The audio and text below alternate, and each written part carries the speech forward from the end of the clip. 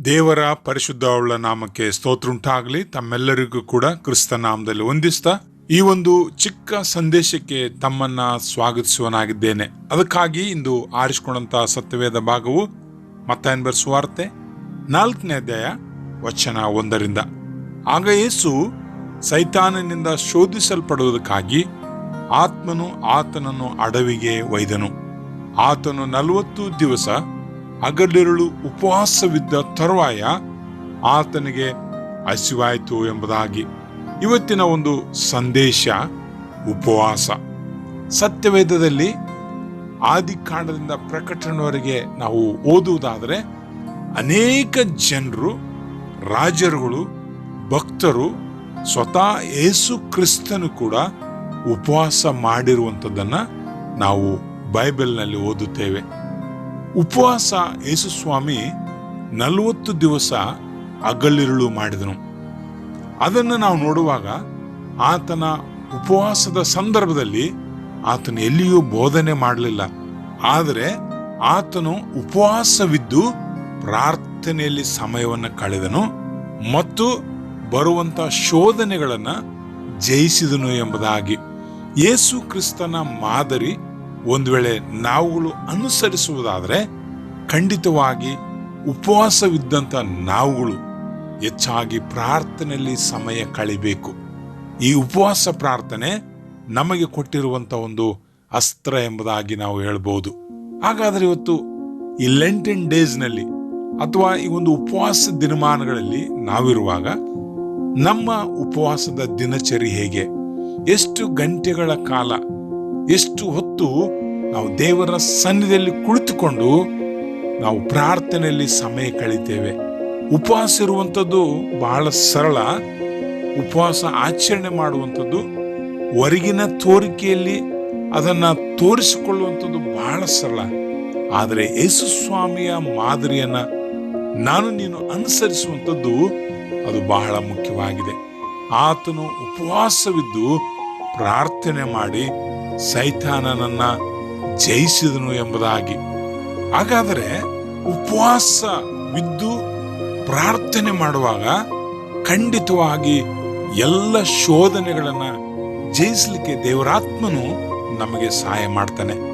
ಈ ಒಂದು ಉಪವಾಸ ಹೊಸ ಒಡಂಬಡಿಕೆಯಲ್ಲಿ ಇರುವಂತ ಉಪವಾಸಕ್ಕಿಂತಲೂ ಹಳೆ ಒಡಂಬಡಿಕೆಯಲ್ಲಿ ಇರುವಂತ ಒಂದು ಉಪವಾಸವನ್ನು ನಾವು ನೋಡುವುದಾದರೆ ಯೋನನ ಪ್ರವಾದನೆಗಿಂತ 3ನೇ ಅಧ್ಯಾಯ ವಚನ 6 ಯೋನನ ಪ್ರಕಟಣೆಯು ನೆನವೆಯ ಅರಸನಿಗೆ ಮುಟ್ಟಲು ಅವನು ಸಿಂಹಾಸನದಿಂದ ಎದ್ದು ತನ್ನ ನಿಲುವಂಗಿಯನ್ನ ತೆಗೆದು ಬಿಟ್ಟು ಗೋಣಿ ತಟ್ಟನ್ನ ಸುತ್ತಿಕೊಂಡು ಬೂದಿಯಲ್ಲಿ ಕೂತನು.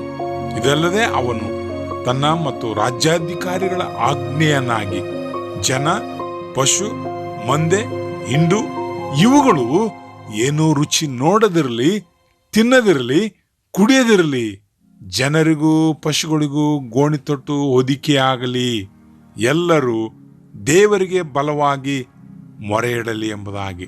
ಈ ಯೋನನ ಕಾಲದಲ್ಲಿ ಉಪವಾಸ ಈ ರೀತಿಯಾಗಿತ್ತು ಪ್ರಿಯರೇ.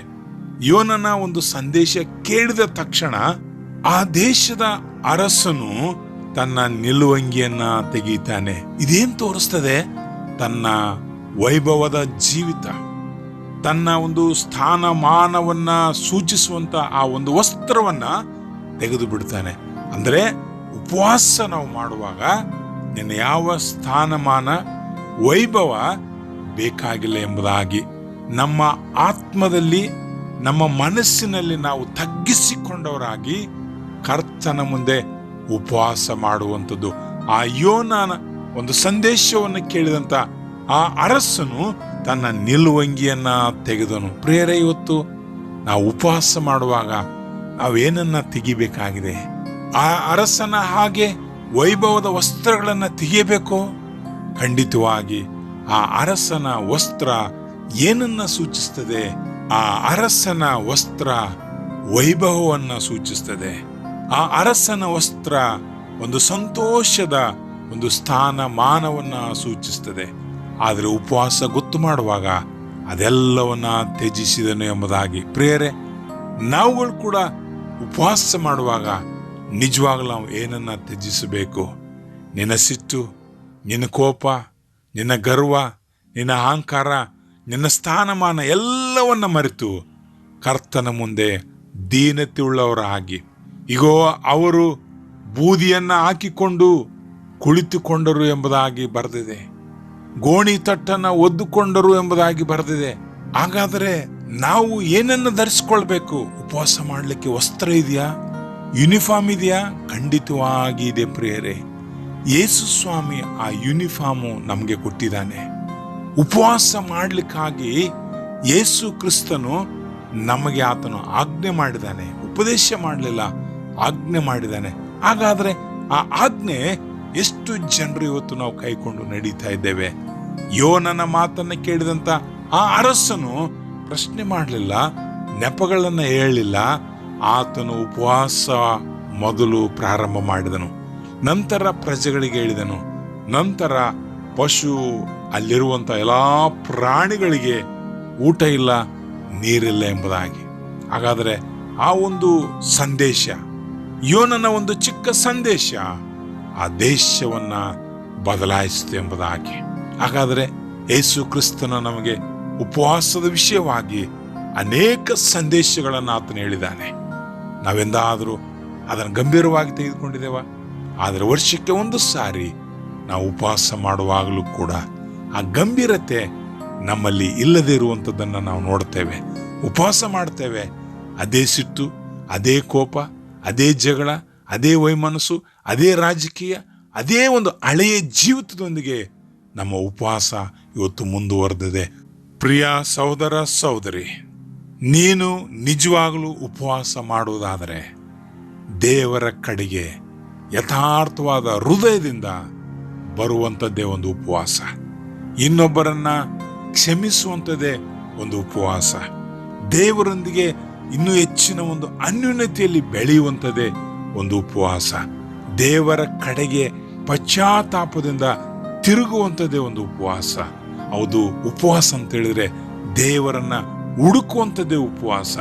ಉಪವಾಸ ಅಂತ ಹೇಳಿದ್ರೆ ಆತನ ವಾಕ್ಯದಲ್ಲಿ ನಂಬಿಕೆ ಇಟ್ಟು ಆತನ ವಾಕ್ಯಗಳಿಗೆ ವಿಧೇಯರಾಗಿ ಜೀವಿಸುವಂಥದ್ದೇ ಉಪವಾಸ. ಒಂದು ವೇಳೆ ನಾವು ಉಪವಾಸವಿದ್ದು ಕೂಡ ಆತನ ವಾಕ್ಯಗಳಿಗೆ ವಿಧೇಯರಾಗದೇ ಇದ್ರೆ, ದೇವರ ಆಜ್ಞೆಗಳಿಗೆ ವಿಧೇಯರಾಗದಿದ್ರೆ, ನಮ್ಮ ಉಪವಾಸ ಅದು ಡಂಬಾಚಾರದ ಉಪವಾಸವಾಗ್ತದೆ. ಅದಕ್ಕಾಗಿ ಯೇಸು ಸ್ವಾಮಿ ಆ ಒಂದು ಮರುಭೂಮಿಯಲ್ಲಿ ಆತನು ಉಪವಾಸ ಮಾಡಿದನು, ಆ ಶೋಧನೆಗಳನ್ನ ಜಯಿಸಿದನು. ಆತನ ತ್ಯಾಗ, ಆತನ ಸಮರ್ಪಣೆಯಿಂದ ನಾವು ರಕ್ಷಿಸಲ್ಪಟ್ಟಿದ್ದೇವೆ.